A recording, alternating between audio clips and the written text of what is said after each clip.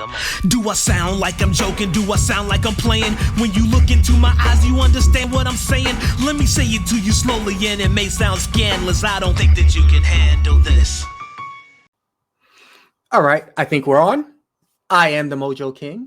He is the great Donnie Oooh, and this is the debut of Hidden Gems Football. How you doing today, Donnie? I'm doing great, and how about yourself? I am doing good. I am not used to being behind the camera, though. This face is made for audio only. But One of us.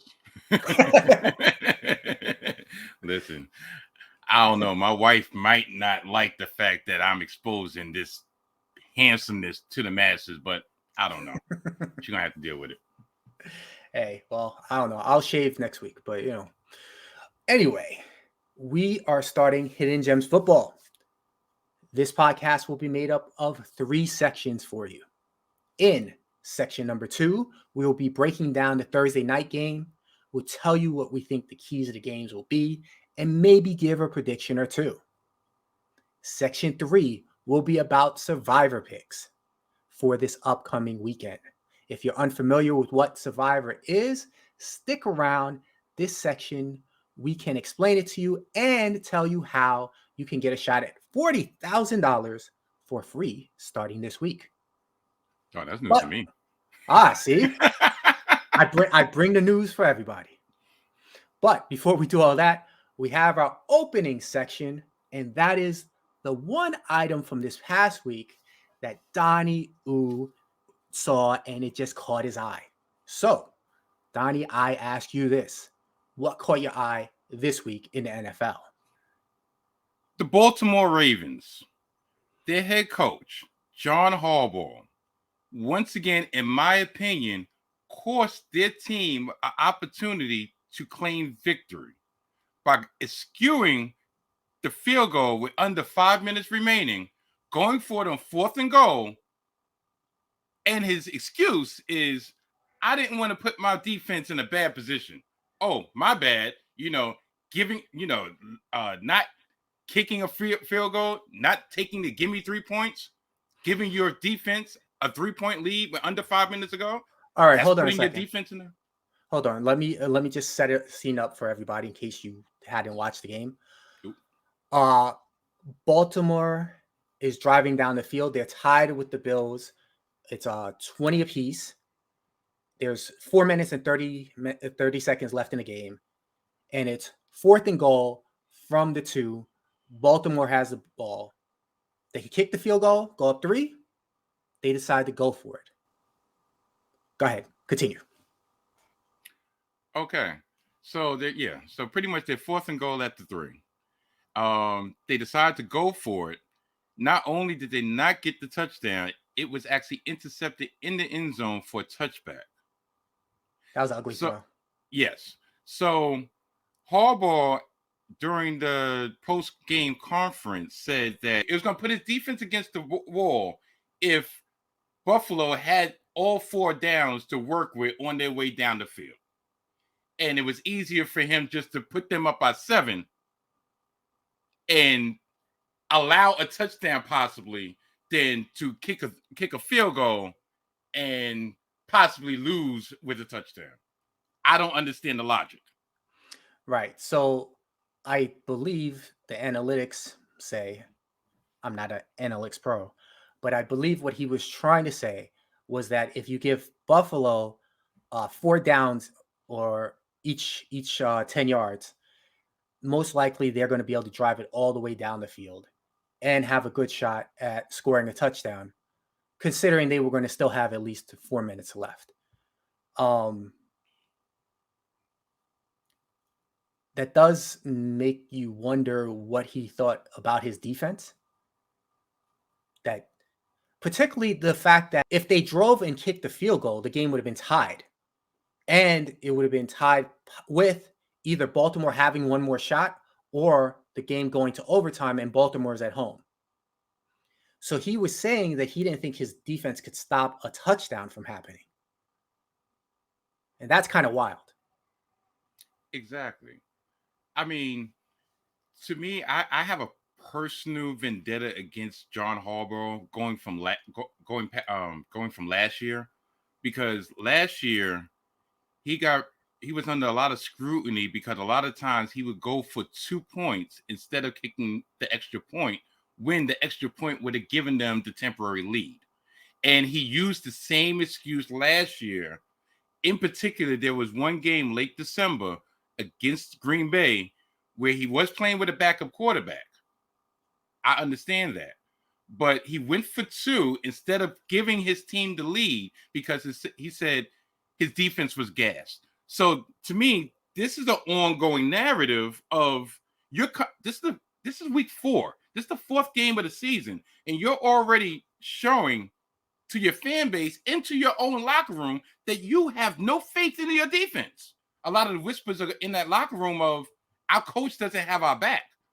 So why should we run through the brick wall with him if he doesn't have our back? Okay, I have a question for you. Playing devil's advocate. Is it possible that he was showing that he had the back of Lamar Jackson, trusting him to get the ball in the end zone? Possibly. But on that play, the wide receiver Duvernay was in the left side of the end zone, wide open. Lamar Jackson missed him. He was late on the read. He was late on the throw, and that's what caused the interception. The safety Poyer came from the goalpost. Pretty much he was playing center field. He came from the goalpost, saw Duvernay wide open, and that's how he sprinted over to get the interception because Lamar Jackson was late on his read. Well, all right. I will say this in defense of Lamar. For the most part, I agree. But the one thing I will say is that he was getting pressured from both sides and outside, and he was fading backwards when he threw that ball. He definitely, if he would have saw him sooner, he could have got it to him. If he had threw it closer to the sidelines, he probably still would have got it to him. But he was surrounded. Like he didn't really have he had nowhere to go but backwards, and he was throwing it while he was backpedaling. Granted, that did happen, but you do not put yourself in that situation if you just kick the field goal.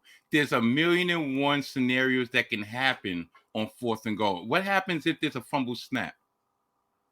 There's no do-over.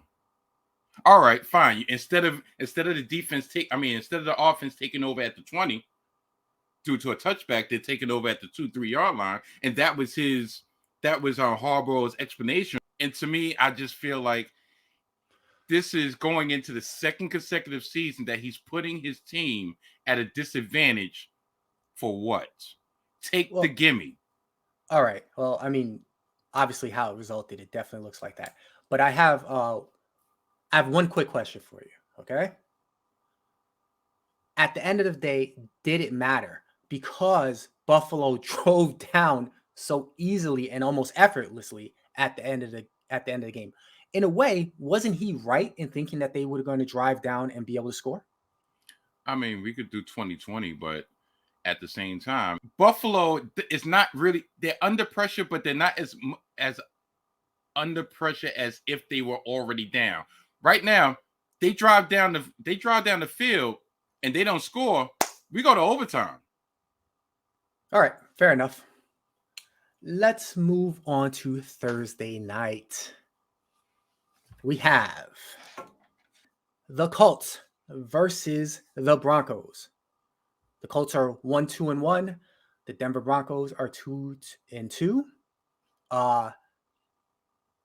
Denver is 3.5-point favorites. The total is looking at 43.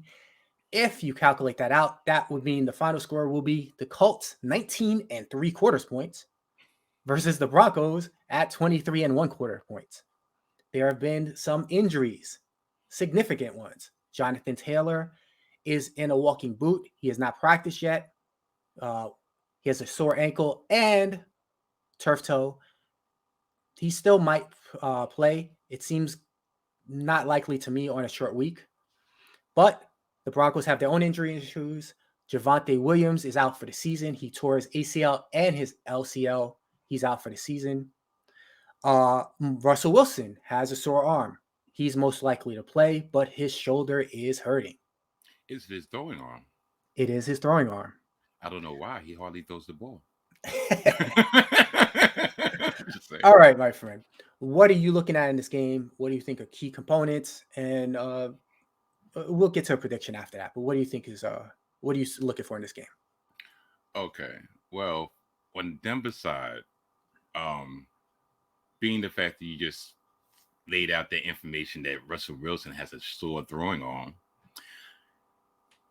normally I would say that's when you concentrate and you lean on the running game.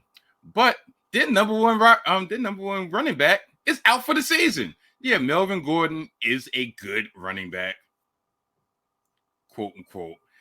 I've never seen the hype about Melvin Gordon, and tell you the truth, in his times in Denver, he's actually proven me right.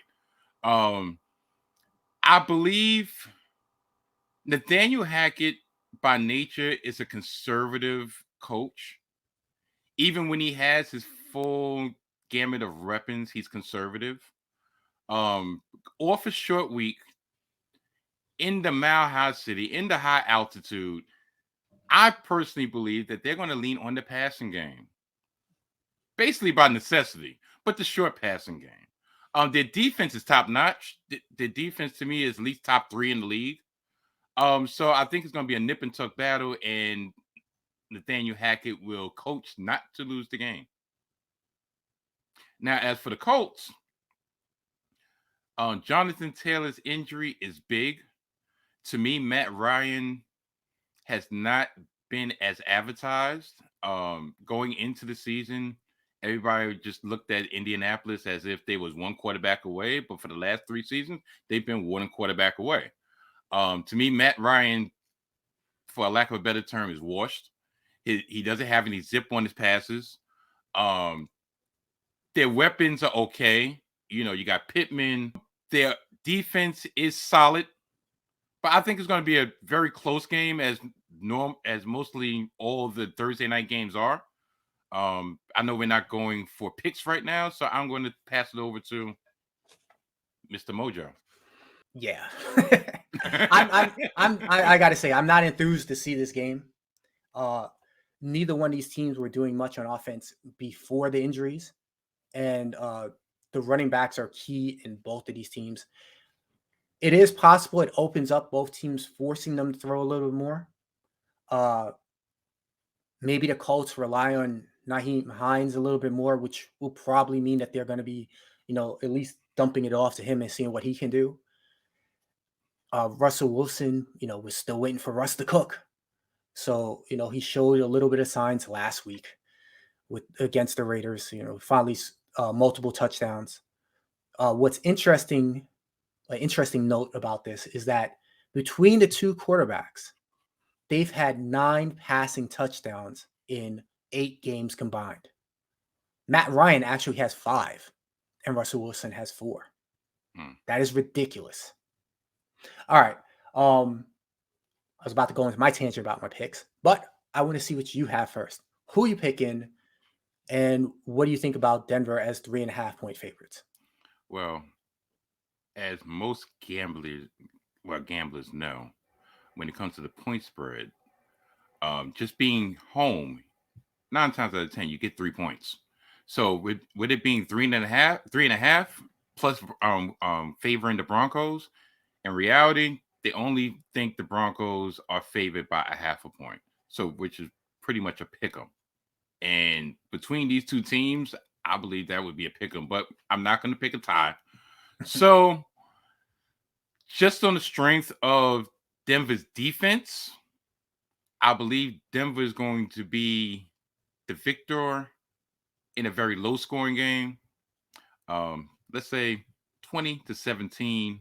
And I don't even think Denver's going to make 20, but 20-17 Denver. So not only do you get Denver plus the 3, you also get the under on the 43 points, or was it 43.5? Right. And that was the thing that I'm looking at. That under seems pretty tantalizing. There hasn't been a whole lot of scoring in the league in general, except unless you're playing Detroit.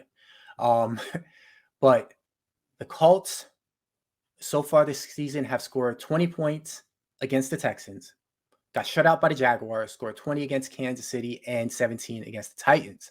Meanwhile, Denver has scored 16, 16, 11, and 23. That means at the height of both of their scoring, that's 43 points, which is right where the spread is. Both defenses are playing pretty well. Both teams are without their best runners. I think the unders is the way to go. And I'm going to feel relatively sure about it. The only thing that makes me nervous is anytime I feel sure about something, the opposite happens. So got to worry about that. The Colts, to me, look, I don't know that Kansas City game was freaky, but other than that, they've looked kind of inept. And I think Denver might, I'm looking at 2013, 20-10. I think Denver's defense is really going to shut them down. And I'm definitely betting the under. If I was going to pick a team, I would also take Denver with the points. 3.5 point favorites. I expect them to win by 7-10. Really? Yeah, I don't trust the Colts at all. No, I don't. I don't blame you. As you said, Matt Ryan is looking pretty washed. So he's had a couple of seasons that he's done this for a few weeks and then kind of figured it out. Maybe it happens again, but I'm not betting on it this week. I don't personally think it was him figuring it out. I personally feel like the last couple of seasons, the Atlanta Falcons have been bad at the very beginning of the season. So the time that he quote unquote figured it out just coincided with the time that the games are meaningless. Well, that's just my view. All right. Well, the Colts games are going to get meaningless pretty quickly if they keep this up. So, all right, we're going to talk about Survivor picks. Before we get to the actual picks, let me talk to you novices out there, Donnie Oooh, about Survivor. All right. Survivor picks are pretty simple. You pick a team that you are sure is going to win this week. Now, as long as you get that win, you get to play the next week. If that team loses, you're out. For the rest of the season, you're out of here. The thing about it is, what becomes a strategy is that you can only pick a team once. So you pick Buffalo this week, you cannot pick them again the rest of the season. It gets really interesting towards the end of the season when you have teams that you don't really trust and you have to pick them. All right. Now, one more thing before we actually talk about the picks. I mentioned $40,000. I am not paying out $40,000 to no one. DraftKings has, I think they're calling it a second or third chance Survivor pick that's starting this week on Sunday. So you get in there for free. And if you're the last person left, you get all of your picks passed right and everybody else falls off, you can win. You can take home $40,000 for free. They also have a $100 buy-in one, which is for a top prize of $100,000. The thing about these Survivor picks is there is no second prize. You either win or you go home. If everybody go hard, no, more than go hard, get it right. And obviously, if there's if there's 5 people that make it to the end, then you split the prizes. So that is the one downside of you possibly making it all the way through. But I don't think there's any downside because you get some money. All right. Now, I have to admit, I was in the original Survivor, which was for $1 million. My teams are already out of here. Indianapolis kind of hurt me with Kansas City. A little bitter about that. I made a mistake that got another team out. That's on me. Is what it is. But I'm back in it again this time. This week is a little bit strange for how we've been playing it so far, in that there had been only a couple of games that you could really point at with big spreads. And then everything else was kind of tight, and you kind of had to figure out if you wanted to go where you wanted to go. This week is a little bit different. We have, from my count, 6 games that are a team is 7 points or more favorite. So, Donnie, unless you have another team to look at, and I guess we'll look at that at the end. We will look at these 6 games and we'll try to figure out which way we should go. Okay. All right. First up, and probably my top choice, is Pittsburgh versus Buffalo. Buffalo is a 2-touchdown favorite at home. The key to this game, other than Buffalo being 3-1 and looking pretty dominant, and Pittsburgh being 1-3 and not looking dominant, is that Pittsburgh is changing quarterbacks. Kenny Pickett is getting his first start of his career.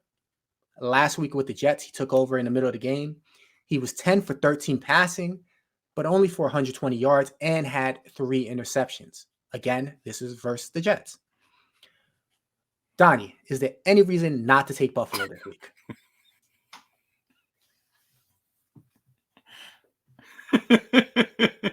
I caught that shot at my gangrene. Of course, it was against the Jets. Of course, it was against. I'm tired of this slander. No, tell you the truth, I would, as we were discussing before we started recording, if it wasn't for this showing against my Jets, and the fact that they're starting a rookie quarterback on the road against a Super Bowl favorite, I would be tempted to pick the Steelers because 14 points is a big spread. But if there's one team that's able to cover that 14-point spread easily, that would be the Buffalo Bills. I mean, so yeah, I would definitely go with Buffalo if you was going to choose that game because Steelers defense is not looking as stout as they were advertised to be. Pretty much they only have Minka Fitzpatrick. That's the only person on defense you need to be concerned about. TJ Watt is gone for at least the majority of the season. So yeah, if I was going to choose this game, I would choose Buffalo. All right. Well, I'm glad you mentioned that because you did bring up one point that I failed to mention in the beginning, and that's not the Jets are not good, but but You're 2-2, baby. What I forgot to mention was that it's just outright winner. So Buffalo could win by 1 point, and you're still fine. It's the point spread doesn't matter.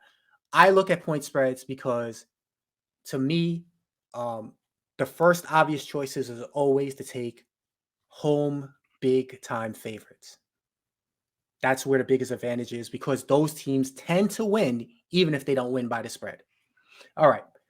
The next game I am looking at is the New York Giants against the Green Bay Packers. Now, both teams are 3-1. The Green Bay Packers are 8-point favorites here. Part of the reason that I'm giving this game a long, hard look is because of injuries. Daniel Jones has an ankle sprain. Tyrod Taylor has a concussion. They're looking at possibly starting Davis Webb, who they just signed off the practice squad, who will at least back up Daniel Jones and possibly start if Daniel Jones cannot start. Now, I will say one thing. I just looked at it just recently. The Giants are semi-optimistic that Daniel Jones will indeed be able to start. So my question to you, Donnie, is one, if Daniel Jones is out, would you look at this game? And if Daniel Jones is in, do you think Green Bay might have a problem? Okay. First, you actually gave me some info that I was totally unaware of because, as he said before, I'm a total novice when it comes to survival pools and how they work. So pretty much I'm depending on the expertise of him to guide me through. Because I was under the assumption that your pick was going against the spread. I didn't know it was just pretty much win or lose. So with that information being said, or should I say that information being garnered by yours truly, if the Giants were fully healthy, being the fact it's at a neutral ground in London, I would be tempted to take the Giants because every game that they've played have been at least within one. I mean, actually, forget all that. The one loss that they had was only by one possession, and they was alive driving down for a potential tying score against the Cowboys on Monday night when they threw the game clinching interception. Every game has been close. Also, on the flip side with Green Bay has not been blowing anyone out at all. A third-string quarterback for the New England Patriots at Lambeau Field took them to overtime against Tampa when Tampa was missing their top three wide receivers and a banged up offensive line. They came within one made 2-point conversion by the Bucs from going into overtime again. So I didn't have that much faith in the Packers to blow them out. But being the fact it's not against the spread and the injury issues, I guess I would have to go with the Packers. All right. So even if Daniel Jones starts, you'd still go with the Packers? Yeah, because he's not going to be fully healthy. And the way Coach Daboll is utilizing Jones, he's utilizing his mobility. And if he's injured or hampered with an ankle sprain, his mobility is going to be severely hampered. And Green Bay is going to be able to load up the box against Saquon Barkley. So unfortunately, sorry, Giants fans, and this is no slander from yours truly, I would have to go with the Packers. All right. I think like I said, there's a total of 6 games that have pretty big spreads. I think this one will be a game that people in Survivor target. And to tell you the truth, I might do it too. The Houston Texans at 0-3-1 are playing against the Jacksonville Jaguars, who are 2-2, but have won their last 2. They are 7.5-point favorites at home. Do you think this is a game that you would feel pretty confident that the Jaguars will indeed win? I wouldn't touch it. Oh, why so? I wouldn't touch it at all. Personally, because I don't know exactly what the Jaguars are. I know they're a very much improved team from last year, but their 38-10 victory over the Los Angeles Chargers a couple weeks ago was their high point. And then they were nip and tuck with Philly on the road, but Trevor Lawrence did not show much. Albeit it was against a great Philly defense, it seemed like there has to be a mean in between the victory and the loss. I don't know what they are. The Texans, the one thing you do know is that they're going to play you tough, but they just don't have enough offense. So that's why I would stay clear of this game. You know, a lot of it has to do with reputation also, because Texans and Jags haven't been good the last couple of years. But even with the improvement with the Jags, I would stay away. All right. Thank you for correcting me, because I misspoke. I said Jacksonville had won their last 2. Clearly, they have not. Philadelphia did get the win. I just think that Houston is so inept that this game looks like an interesting target to me, because, and this counters what I tend to do. I try to take the most guaranteed game each week and just push the tougher games down to the end when when a lot of my competitors are already eliminated. And then I'll try to figure it out. Maybe it'll be an injury here and there, and I can negotiate who I'm going to pick. But this one in particular, this seems like a relatively safe spot to take the Jaguars. And I can't see there being another scenario when I feel safe taking the Jaguars. So I am definitely looking at that. I think one of my teams will go in that direction. All right. Now, we've talked about those 3. I want to just add these secondary 3. I don't like any of these games personally as much as I like the first 3, but I want to see what you think, Donnie, which direction you would go. Maybe you're going with more than one, but which direction you would go if you had to pick one of these 3 games. Okay, you ready? Yep. We have the 2-2 Atlanta Falcons against the 2-2 Tampa Bay Buccaneers. We have the 2-2 Chicago Bears versus the 2-2 Minnesota Vikings. And we have the 1-3 Las Vegas Raiders against the 3-1 Kansas City Chiefs. Tampa Bay is favored by 8.5. Minnesota and Kansas City are favored by 7. Out of those 3 games, if you had to pick one, which one would you pick, and would you feel confident about it?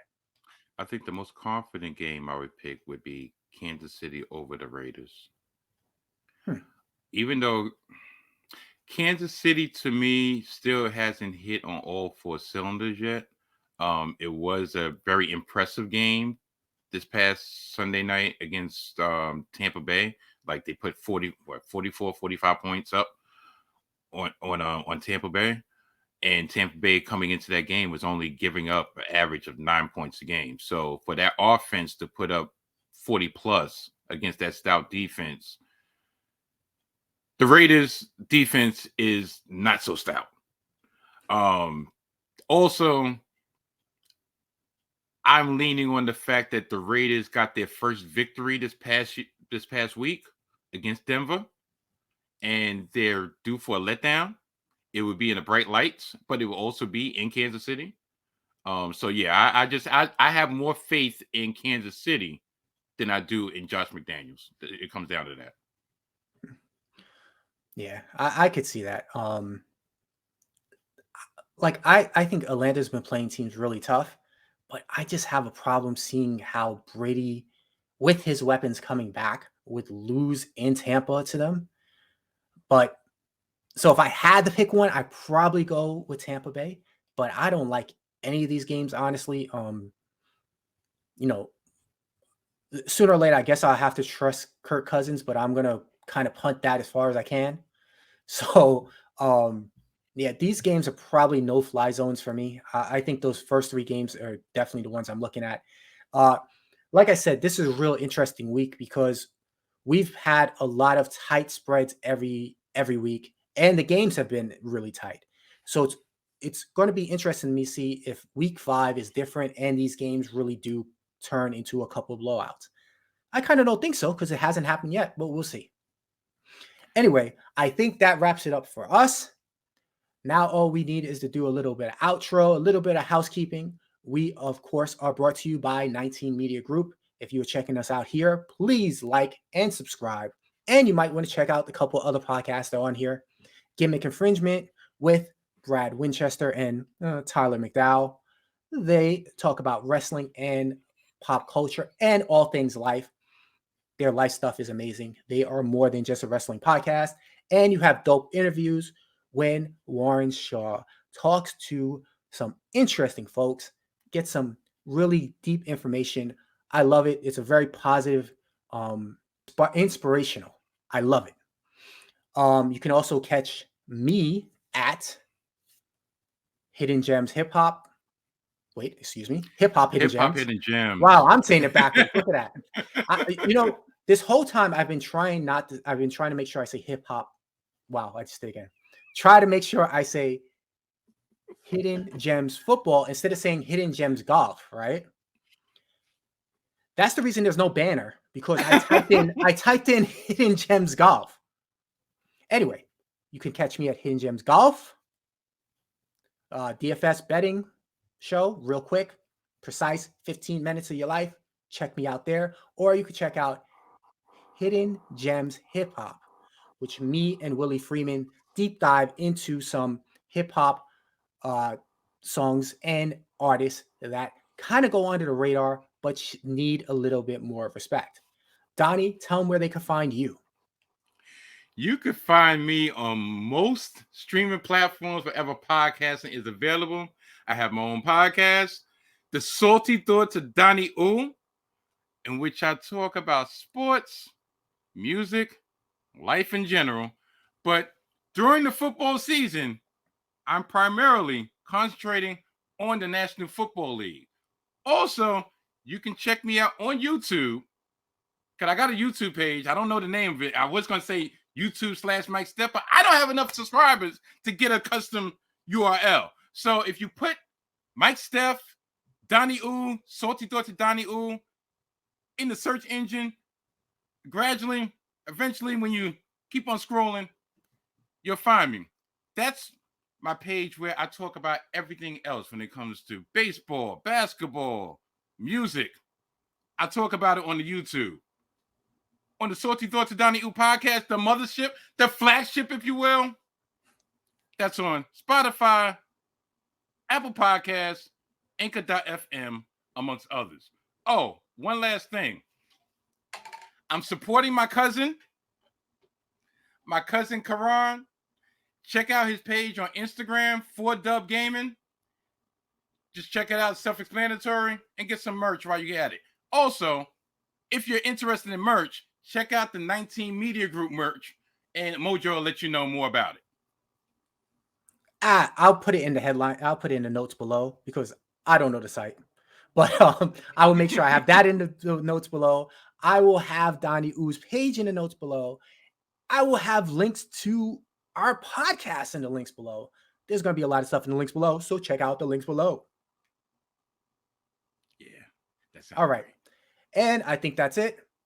We will smooth out some rough edges, but I think we did all right for a first time around. What do you think, Donnie?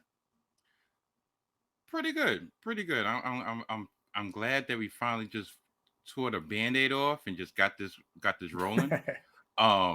There is one thing that I do want to do on an official 19 Media Group video, and I don't know if we're gonna call this the outro, but you already know what I'm talking about. Yes, sir. You got to do it.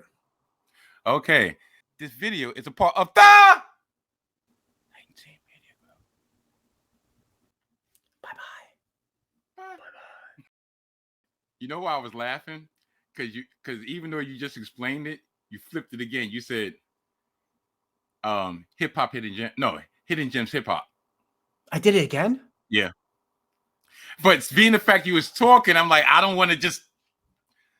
But yeah, you said hidden gems hip hop. Oh my god. Oh my god. It is